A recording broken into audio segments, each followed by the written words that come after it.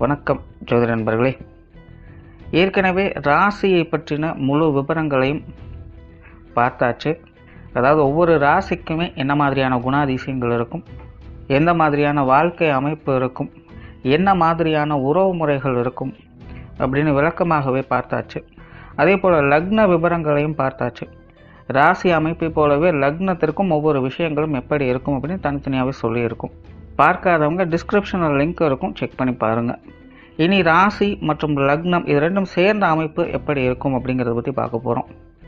ஒரு குறிப்பிட்ட லக்னம் மற்றும் ராசியாக ஒரு மனிதருக்கு அமைந்து வரும் பொழுது அவங்களுக்கு என்ன மாதிரியான விஷயங்கள் இருக்கும் அப்படிங்கிறத பற்றி சில விளக்கங்களை ஜோதிடத்தில் பொதுவாக சொல்ல முடியும். இனி அந்த விஷயங்களை பற்றி தொடர்ச்சியாக பார்க்கலாம். பதிவை பார்க்குறதுக்கு முன்னாடி ஒரு சில விஷயங்களை கவனத்தில் வச்சுக்கோங்க. எப்பவும் சொல்லக்கூடிய விஷயங்கள் தான். இங்கு சொல்லக்கூடிய விஷயங்கள் முழுமையாக உங்களுக்கு பொருந்தணுங்கிற அவசியம் கிடையாது. ஏன்னா ஒரு மனிதனை பற்றி அவங்களுடைய சுய ஜாதகம் மட்டும்தான் முழுமையான விஷயங்களை சொல்ல முடியும். மற்ற விஷயங்கள் எல்லாமே ஒரு பொதுவான அமைப்பு கொண்டது தான். இங்கு சொல்லக்கூடிய விஷயங்களை நீங்கள் கிராஸ் பண்ணி வருவீங்க. உங்களுடைய வாழ்க்கையில் சில அனுபவங்களாகவும் உணர்வுபூர்வமான விஷயங்களாகவும் பெற முடியும். அதே போல் ராசி முக்கியமாக இல்லை லக்னம் முக்கியமாக அப்படின்னாலும் குழப்பிக்க வேண்டாம்.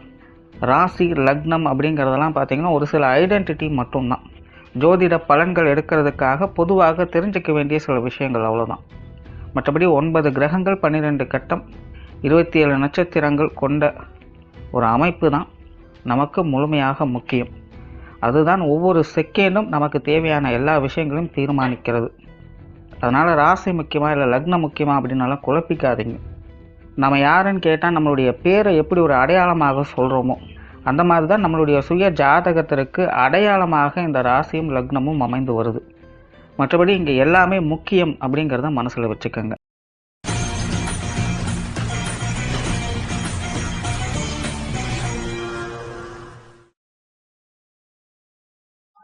மீன ராசி மீன லக்னம்.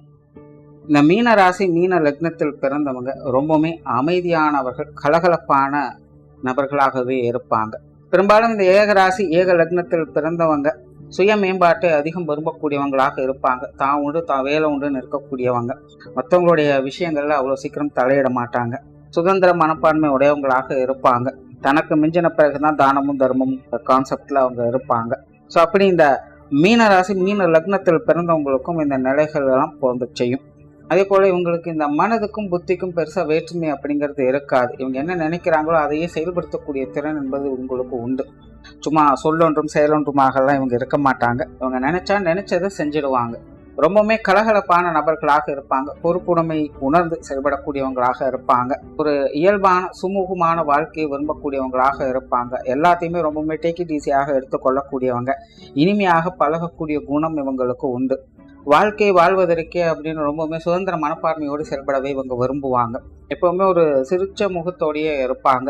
சுத்தம் சுகாதாரம் போன்ற விஷயங்கள்ல உங்களுக்கு ஈடுபாடுகள் அதிகமாகவே இருக்கும். இப்போ கொஞ்சம் ஆடம்பரமான சமாச்சாரங்களையும் ஈடுபாடுகளையும் காட்டச் சொல்லுவாங்க.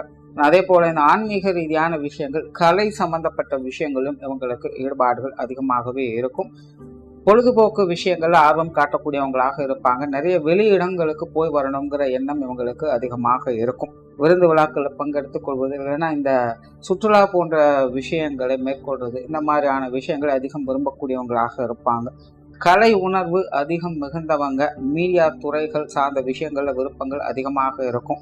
குறிப்பாக இந்த என்டர்டெயின்மெண்ட் சார்ந்த விஷயங்கள்ல உங்களுக்கு ஈடுபாடுகள் அதிகமாகவே இருக்கும். சொன்ன சொல்லையும் கொடுத்த வாக்கையும் காப்பாற்றக்கூடியவங்களாக இருப்பாங்க. கொஞ்சம் காரசாரமான பேச்சு நடை உடையவங்க. சென்டிமெண்ட் பிரியர்கள். சின்ன சின்ன விஷயங்கள்ல கூட கொஞ்சம் உணர்வுபூர்வமாகவே செயல்படக்கூடியவங்களாகவே இருப்பாங்க. நல்ல ஒரு தேடல் மனப்பான்மை கொண்டவங்க. ஆழ்ந்த சிந்தனை ஆற்றல் இவங்களுக்கு உண்டு. கற்பனை காவியங்கள் போன்ற விஷயங்கள்லாம் ஈடுபட்டு வருவாங்க. கடினமான முயற்சி உடையவங்கன்னு சொல்லலாம். பட் என்னன்னா இவங்களுக்கு பிடித்திருந்தால் மட்டும்தான் இந்த ஒரு காரியத்திலுமே இவங்க இறங்குவாங்க. பிடிக்காத விஷயங்களை பற்றி இவங்க கவலைப்படுறதில்லை. ரிஸ்க் எடுத்தாலும் இந்த வேலையும் செய்ய முடியாது. பிடிச்சா மட்டும்தான், பிடித்த வேலையை மட்டும்தான் செய்ய முடியும் அப்படின்னு பேசக்கூடியவங்களாக இருப்பாங்க. அதனால பிடித்த விஷயங்களாக இருந்தால் மட்டும் அதுல விடாமுயற்சியோடும் முனைப்போடும் செயல்படக்கூடியவங்களாக இருப்பாங்க. புதுமையை விரும்பக்கூடியவங்களாக இருப்பாங்க. அதே நேரம் பழமையை போற்றக்கூடிய நிலையும் உங்களுக்கு உண்டு.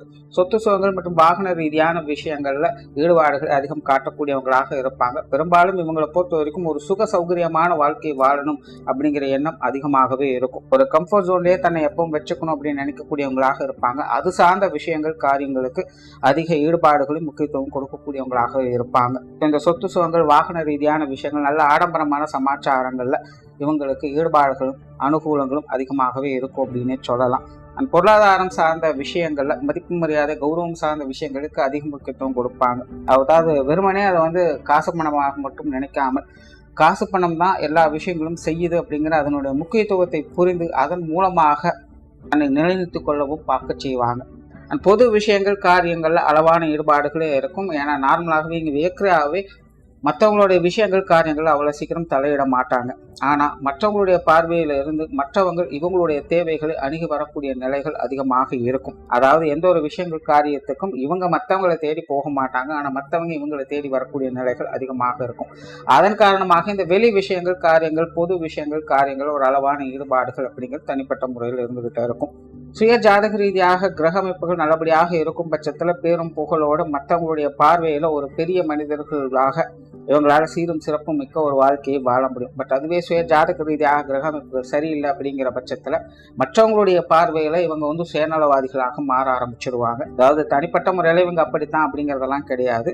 ஆனா மற்றவங்களுடைய பார்வைக்கு இவங்க அப்படி தெரிய ஆரம்பிச்சிருவாங்க. இதனால வெளி விஷயங்கள் காரியங்கள் கொஞ்சம் கான்ட்ரவர்சியான நிலைகள் மற்றவங்க மத்தியில கொஞ்சம் கருத்து வேற்றுமைகள் போன்ற நிலைகளை அடிக்கடி பார்க்க வேண்டியதாக இருக்கும். ஸோ சுய ஜாதக ரீதியாக இந்த கிரக அமைப்புகளோட நிலைப்படி இந்த விஷயங்கள் சில மாற்றங்கள் அப்படிங்கிறது கண்டிப்பாக இருக்கும். அதே போல இவங்களை பொறுத்த வரைக்கும் இந்த தீதும் நன்றும் பிறர் தர வாரா அப்படிங்கிற பழமொழியும் இவங்களுக்கு முழுமையாக பொருந்தும்.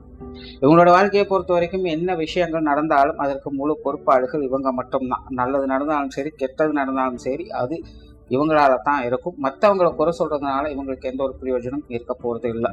அது எந்த விஷயமாக இருந்தாலும் சரி யாருடைய சமாச்சாரங்களாக இருந்தாலும் சரி நல்லதோ கெட்டதோ சரியா தவறோ முழு காரணகர்த்தாவாக இவங்க தான் இருப்பாங்க. அந்த விஷயங்களை புரிந்து உணர்ந்து செயல்பட்டு வர்றது நல்லது.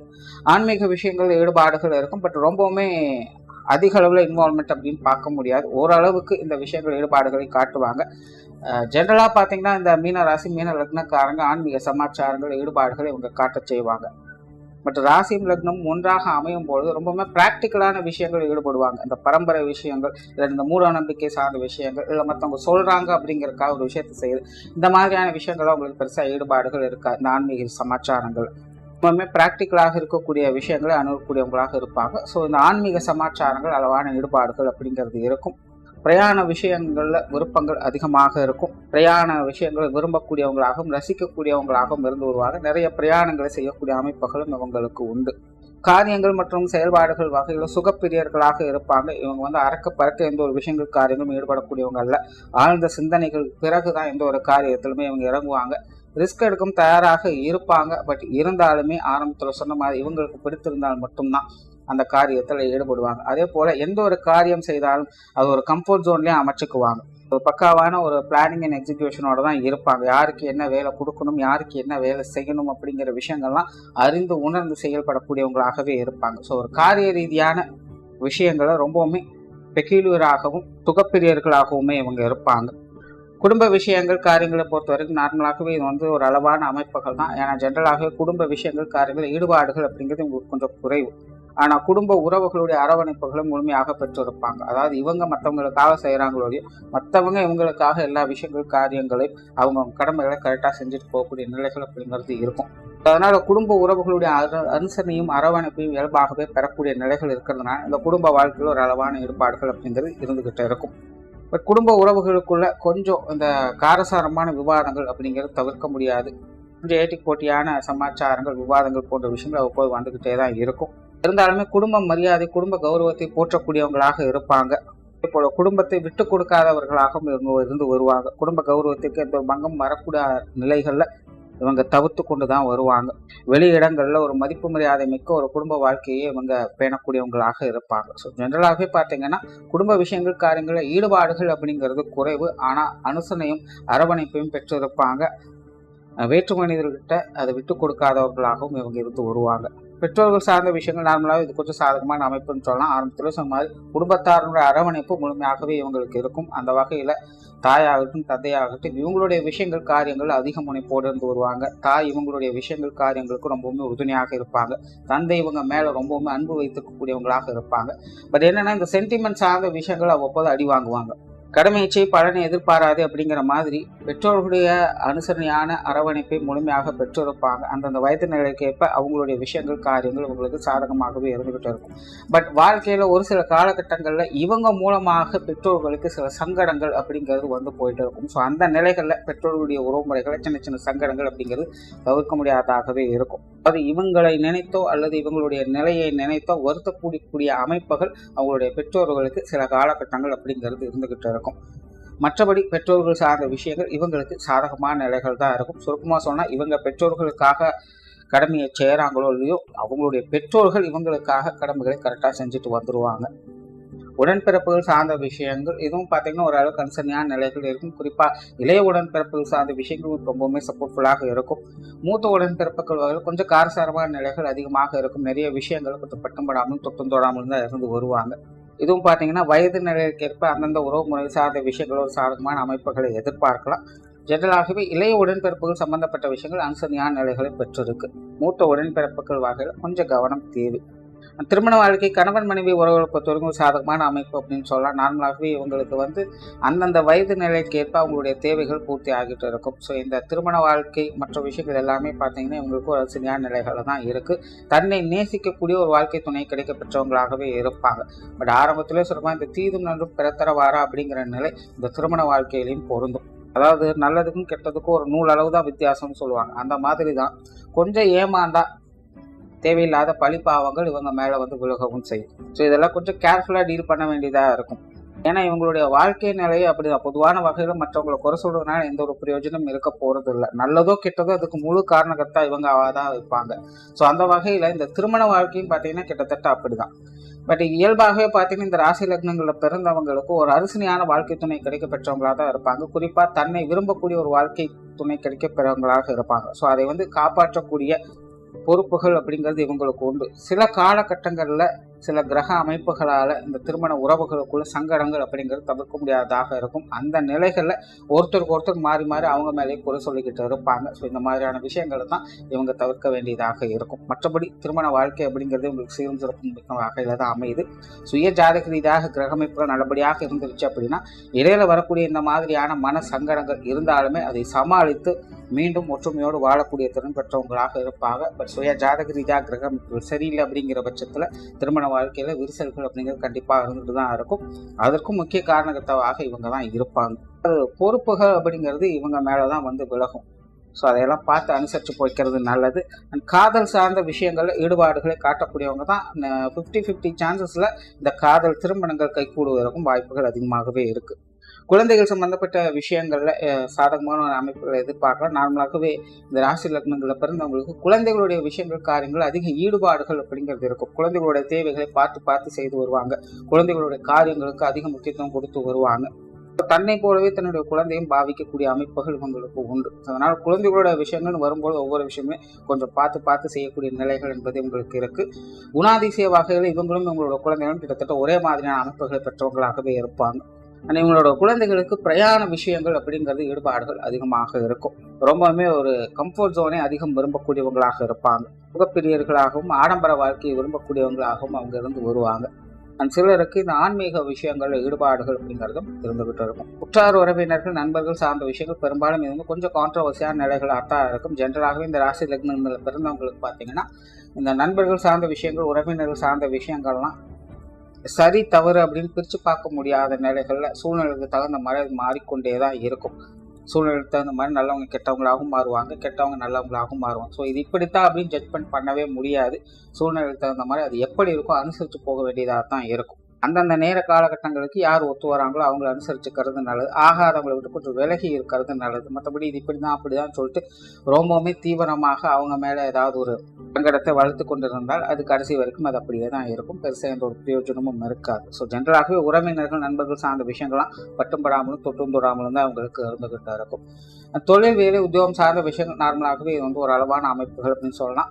அதாவது ஆரம்பத்திலே சொன்னால் ரொம்பவுமே கம்ஃபர்ட் ஜோனே இவங்க விரும்பக்கூடியவங்க. அதனால தனக்கு விரும்பிய விஷயங்கள், காரியங்கள், அதிக ஈடுபாடுகளை காட்டுவாங்க. ஸோ அந்த மாதிரியான வேலை, உத்தியோகம் சார்ந்த விஷயங்களை தான் இவங்க செய்து கொண்டு வருவாங்க. நுணுக்கமான அறிவுத்திறன் பெற்றவங்க அப்படின்னாலும் இவங்களை சொல்ல முடியாது. பட் எதா இருந்தாலும் ரொம்பவுமே எளிமையாகவும் இனிமையாகவும் செய்யக்கூடிய ஆற்றல் பெற்றவங்களாக இருப்பாங்க. தெரியாததை கூட கற்றுக்கொண்டு செயல்படுத்தக்கூடிய அமைப்புகள் என்பது இவங்களுக்கு உண்டு. ரொம்ப ரிஸ்கான வேலைகளை கூட பிடித்திருந்ததுதான் சர்வ சாதாரணமாக இயல்பான நிலைகளில் இவங்க செஞ்சுட்டு வருவாங்க. நார்மலாகவே தொழில் வேலை உத்தியோக ரீதியாக ரொம்பவுமே ஒரு கம்ஃபர்ட் ஜோனில் செயல்படுத்தக்கூடியவங்களாகவே இவங்க இருந்து வர்றாங்க. வெளியூர் மற்றும் வெளிநாடு சமாச்சாரங்கள் அளவான ஈடுபாடுகள் இருக்கும். ஸோ ஓவராலாக இந்த மீன ராசி மீன லக்னத்தில் பிறந்தவங்க தன் கையே தனக்கு உதவி அப்படிங்கிற நிலைகளை வாழக்கூடியவங்க. இருப்பவங்களுடைய அனுசரணையான விஷயங்கள் எப்பவுமே இவங்களுக்கு நல்லபடியாக இருந்துகிட்டு இருக்கும். சுய மேம்பாட்டோடு செயல்படக்கூடியவங்களாக இருப்பாங்க. அப்படி இருந்தாலுமே இவங்களை பொறுத்த வரைக்கும் தீதும் நன்றும் பிறத்தர வாதா அப்படிங்கிற பழமொழி முழுமையாக இவங்களுக்கு எப்பவுமே வேலை செஞ்சுட்டு இருக்கும் அப்படிங்கிறத மனசுல வச்சுக்கிறோம். நன்றி, வணக்கம், வாழ்க வளமுடன்.